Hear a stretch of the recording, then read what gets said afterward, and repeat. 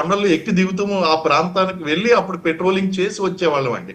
Ambush వేయాలన్నా సరే అలాంటి అన్ని ప్రాంతాలకి కూడా వెహికల్స్ వెళ్ళవు. కారణం ఏంటి అంటే అది అన్జులేటెడ్ గ్రౌండ్ అండి, అంత ఫేవరబుల్ గా ఉన్నటువంటి కాదు. ఈవెన్ విజువల్స్ లో కూడా మన ప్రేక్షకులు చూడొచ్చు, అదన్నీ కూడా కొండ ప్రాంతాలు, అన్ని ప్రాంతాలకి కూడా ఇప్పుడు వెళ్తున్నట్టు ఈ వెహికల్స్ అనేటువంటివి వెళ్ళేటువంటి అవకాశం లేదు. అటువంటి ప్రాంతాలకు ఆన్ ఫుట్ వెళ్ళవలసి ఉంటుందండి.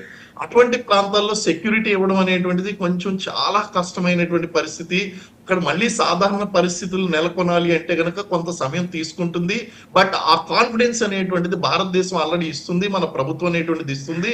అండ్ సూన్ అక్కడ నార్మల్ సిచ్యువేషన్స్ అనేటువంటివి, అది ఎంత సమయం చెప్పలే కానీ వీలైనంత త్వరగా నార్మల్ సిచ్యువేషన్ కొనసాగుతుందండి. సరే, నిన్న దాడి చేసిన వాళ్ళు ఎవరైతే ఉన్నారో వాళ్ళైతే దొరికినట్లుగా సమాచారం ఏమీ రావట్లేదు. అక్కడి నుంచి ఎస్కేప్ అవ్వడానికి చాలా ఈజీగా వేసి ఉన్నాయా?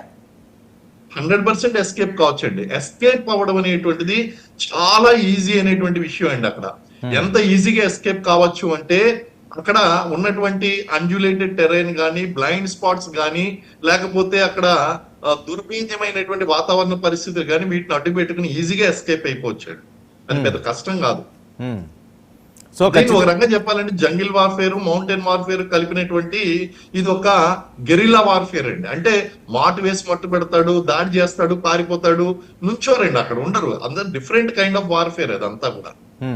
సార్, మీరున్నప్పుడు ఎప్పుడైనా ఇలాంటి పరిస్థితులు తప్పించుకోవడం ఈజీ అండి.